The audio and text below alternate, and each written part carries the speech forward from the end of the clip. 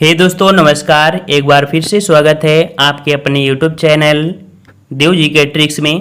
तो दोस्तों हम लोग यहाँ पर लेखपाल से संबंधित ग्रामीण परिवेश का हम लोग टेस्ट लगाएंगे और इसके पहले भी आपके काफ़ी पार्ट आपके अपलोड किए गए हैं। लगभग 100 से ज़्यादा ही पार्ट आपको मिल जाएंगे प्लेलिस्ट के माध्यम से, आप देख सकते हैं, जहाँ पर आपको ग्रामीण परिवेश की थ्योरी, ग्रामीण परिवेश के आपके ऑब्जेक्टिव टेस्ट और आपकी हिंदी और जीके और यूपी जीके लगभग कंप्लीट कराई गई है। तो प्लेलिस्ट के माध्यम से उसको भी आप देख सकते हैं। अगर आप नए हैं तो चैनल को सब्सक्राइब भी कर लीजिए और हमारे टेलीग्राम देव जी के ट्रिक को सर्च करेंगे तो टेलीग्राम से भी जुड़ सकते हैं। चलिए स्टार्ट करते हैं। यहाँ पर आपका प्रश्न है कि भारत में योजना आयोग की स्थापना किस वर्ष हुई थी। योजना आयोग की स्थापना किस वर्ष हुई थी? तो याद रखिएगा कि इसकी स्थापना हुई थी 15 मार्च 1950 को।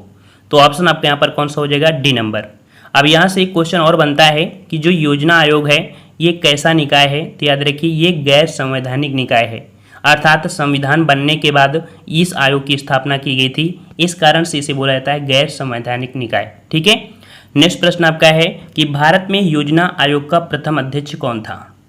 तो प्रथम अध्यक्ष कौन होगा? मतलब कि याद रखिएगा कि योजना आयोग का जो अध्यक्ष होता है भारत का प्रधानमंत्री होता है और भारत का प्रधानमंत्री वर्तमान उस समय कौन थे? तो आपके पंडित जवाहरलाल नेहरू थे। ठीक है, क्योंकि 15 मार्च 1950 को बनी थी।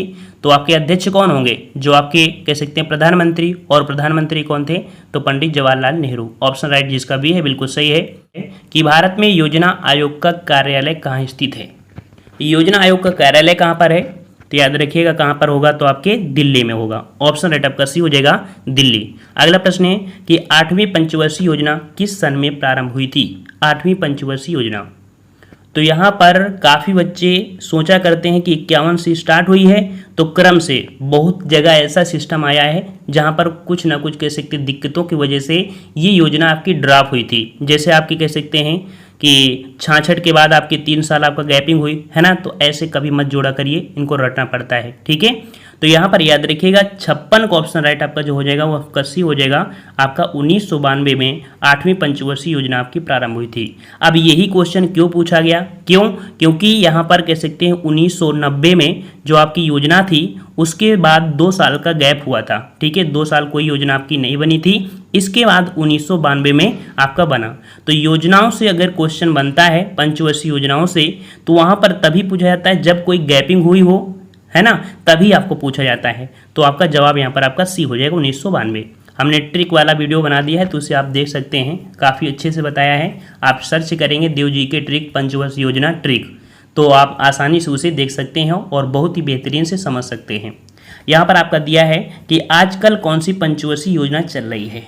तो भैया आप सबको पता है कि मोदी सरकार जब आए थे उन्होंने योजना आयोग को ख़त्म कर दिया था, है ना। 12वीं पंचवर्षीय योजना चल रही थी तो उसे ख़त्म कर दिया था, वहाँ नीति आयोग आ गए। तो इस कारण से यहाँ पर कह सकते हैं कि इस प्रश्न को आप लोग छोड़ सकते हैं। ठीक है, चलिए अगला प्रश्न आपका है कि भारत में सामुदायिक विकास कार्यक्रम किस सन में प्रारंभ हुआ?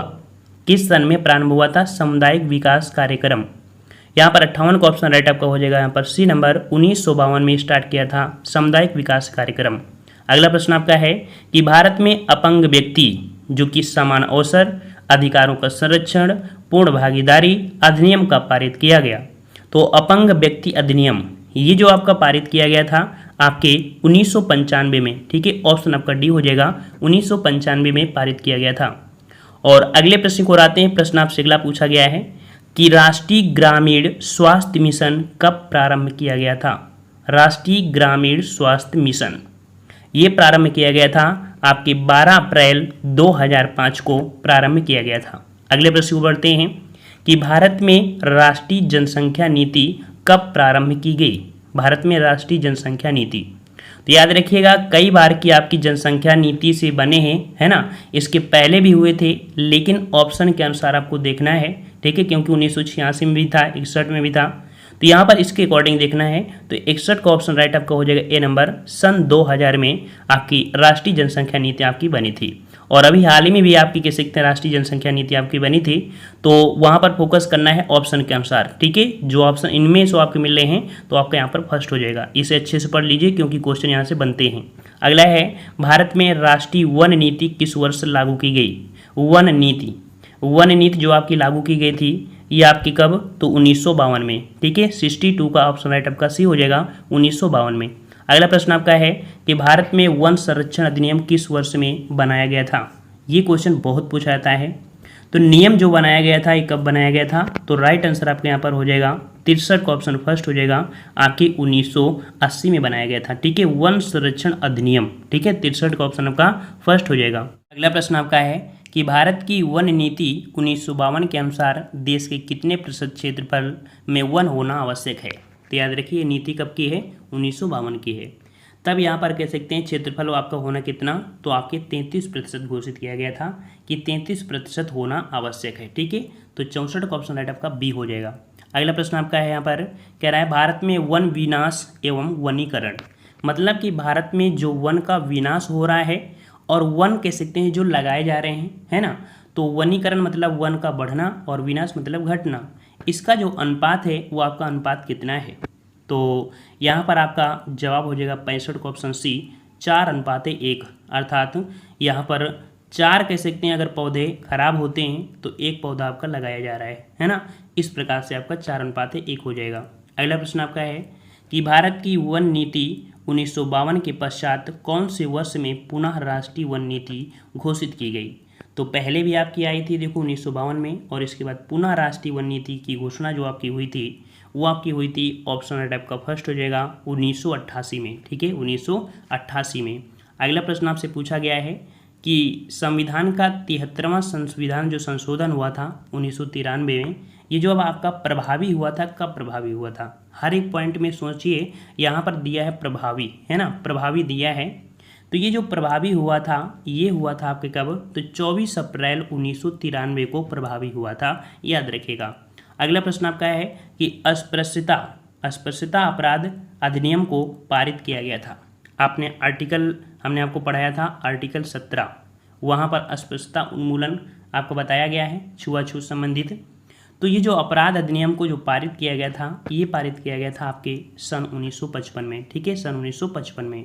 अगला प्रश्न आपका है कि अस्पृश्य वे जातियाँ हैं जो अनेक सामाजिक राजनीतिक निर्योग्यताओं की शिकार हैं। इनमें से अनेक निर्योग्यताएं उच्च जातियों द्वारा परंपरागत तौर पर निर्धारित और सामाजिक तौर पर लागू की गई हैं। यह परिभाषा किसने दिया है।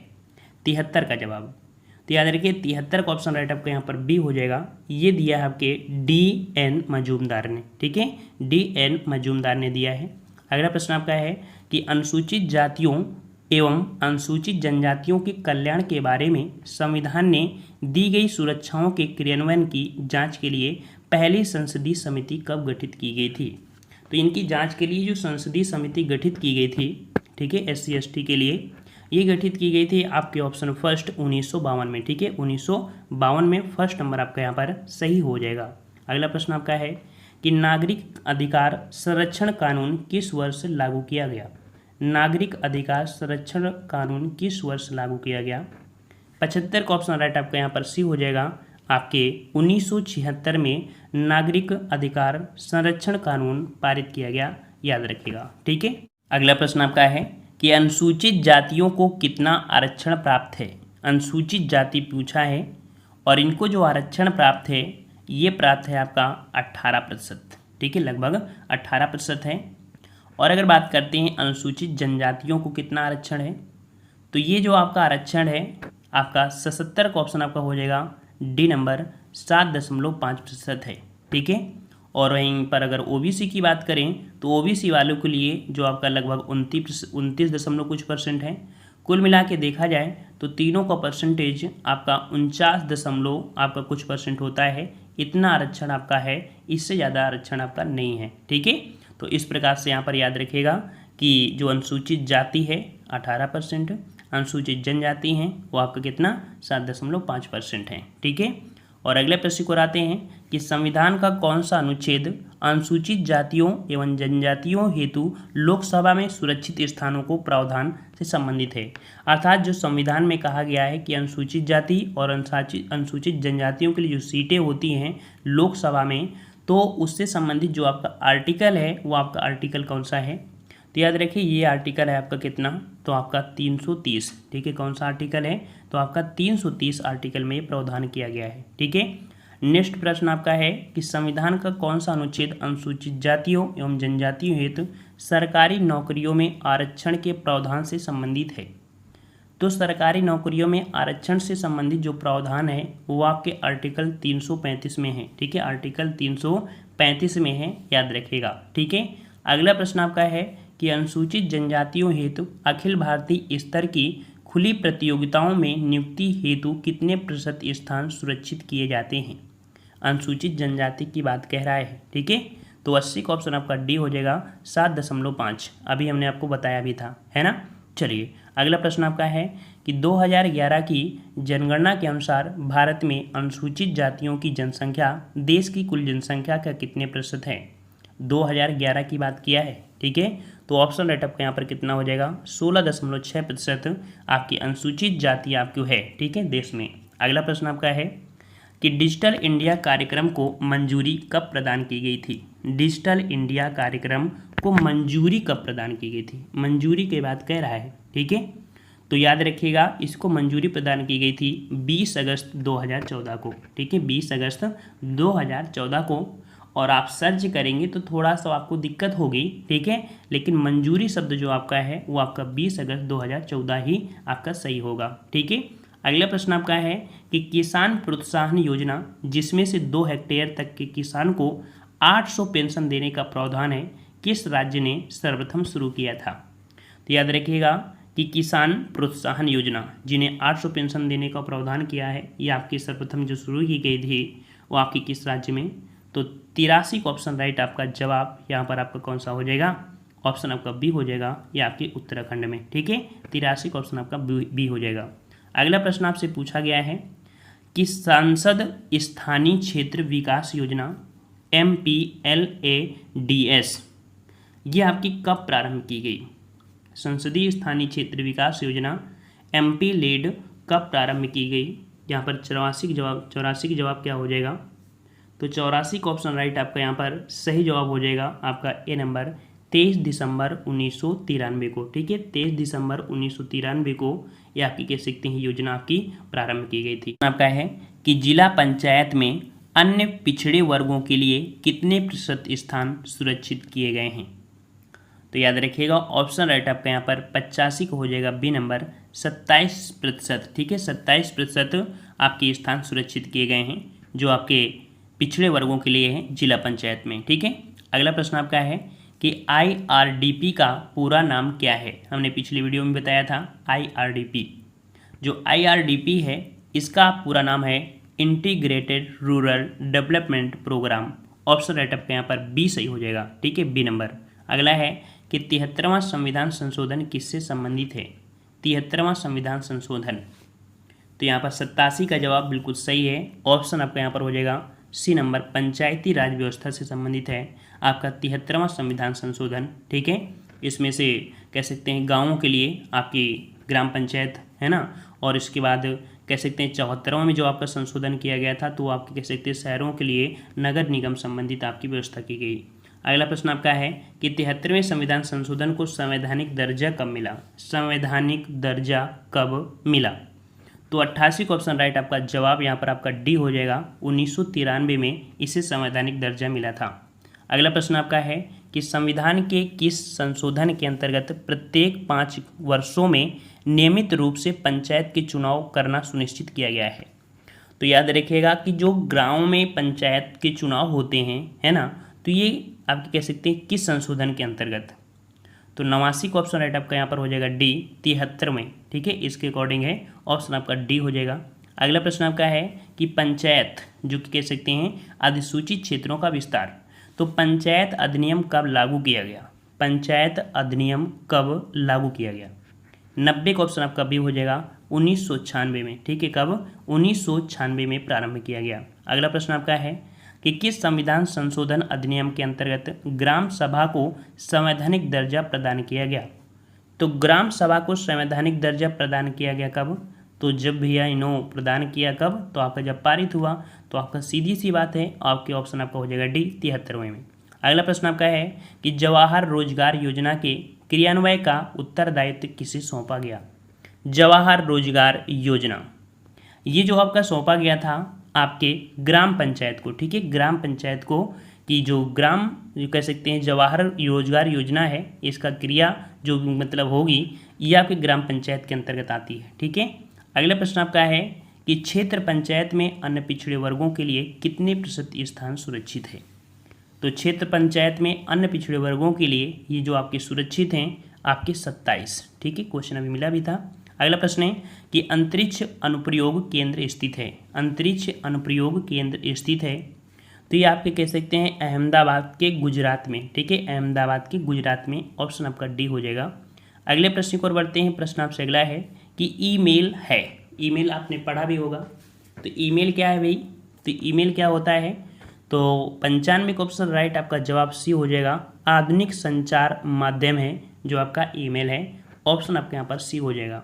अगला प्रश्न आपका है कि निम्न में से किसके द्वारा वस्तुओं और सेवाओं का ऑनलाइन क्रय विक्रय किया जाता है? किसी भी वस्तु का ऑनलाइन अगर आप कह सकते हैं कि क्रय विक्रय करते हैं तो उस सिस्टम को हम लोग क्या बोलते हैं? इस सिस्टम को बोलते हैं ई कॉमर्स। क्या बोलते हैं? ई कॉमर्स बोलते हैं, ठीक है, ऑप्शन आपका बी हो जाएगा। अगला प्रश्न आपका दिया गया है, यहाँ पर कह सकते हैं कि सरकार से संबंधित जो आपके जो डिजिटलाइजेशन हुआ जिसमें से कर्मचारी और कह सकते हैं कि जो सरकार से सरकार, तो डिजिटलाइजेशन में कह सकते हैं कुछ आपके पॉइंट लाए गए, ये शब्द प्रयोग किए गए हैं कि ये किसको विकसित करना है। तो यहाँ पर याद रखिए कि ई प्रशासन की जो आपका G2G, ठीक है, क्या है? G2G, ये जो संबंधित है ये आपकी किससे संबंधित है? तो याद रखिएगा कि ये जो संबंधित है वो आपके सरकार से सरकार, ठीक है, सरकार से सरकार संबंधित है।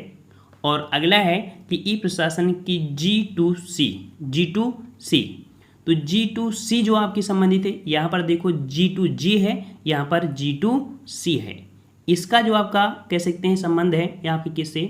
तो 98 का ऑप्शन राइट, आपका जवाब यहाँ पर आपका हो जाएगा बी, सरकार से नागरिक। मतलब क्या है? हमने बताया कि डिजिटलाइजेशन, ठीक है, सरकार से डायरेक्ट सुविधाएं किसको? नागरिक को मिलना, ठीक है। और अगला प्रश्न आपका है ई प्रशासन की G2B संबंधित है, G2B ये आपका किससे संबंधित है? तो ये जो संबंधित है याद रखिएगा ये संबंधित है आपकी सरकार से व्यवसाय, ठीक है, बी से व्यवसाय, तो ऑप्शन आपका ए हो जाएगा।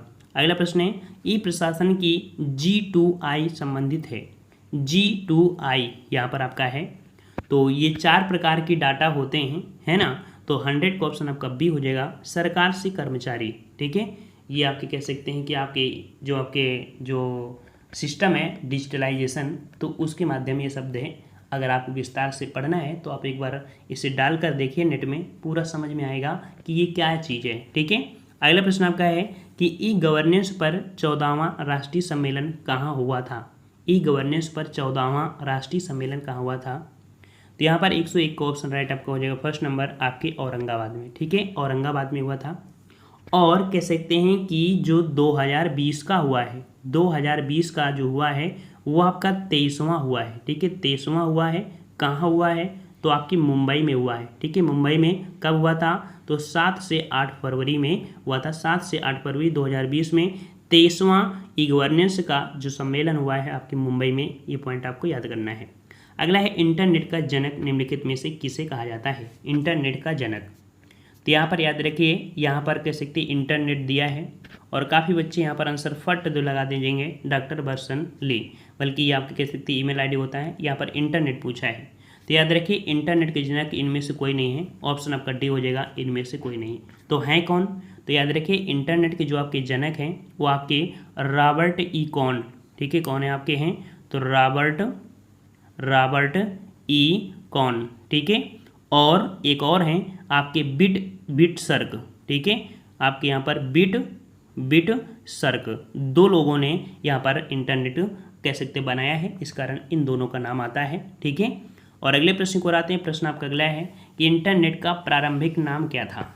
इंटरनेट का प्रारंभिक नाम, तो इंटरनेट का प्रारंभिक नाम था आपका आर्पनेट, ठीक है, क्या था? आर्पनेट था, ऑप्शन फर्स्ट हो जाएगा। अगला प्रश्न आपका है कि भारत में स्वर्ण जयंती ग्राम स्वरोजगार योजना कब प्रारंभ की गई। तो स्वर्ण जयंती ग्राम स्वरोजगार योजना जो आपकी प्रारंभ की गई थी, मतलब ये हुआ कि गाँवों के विकास के लिए, ठीक है, वहाँ के जो रोजगार हैं उनको यहाँ पर कह सकते हैं, इसके लिए योजना आपकी चलाई गई। और ये योजना आपकी चलाई गई थी 1999 में। और अगला प्रश्न है कि इंटीग्रेटेड रूरल डेवलपमेंट प्रोग्राम का हिंदी अनुवाद क्या है। तो यहाँ पर 105 का जवाब क्या बनेगा।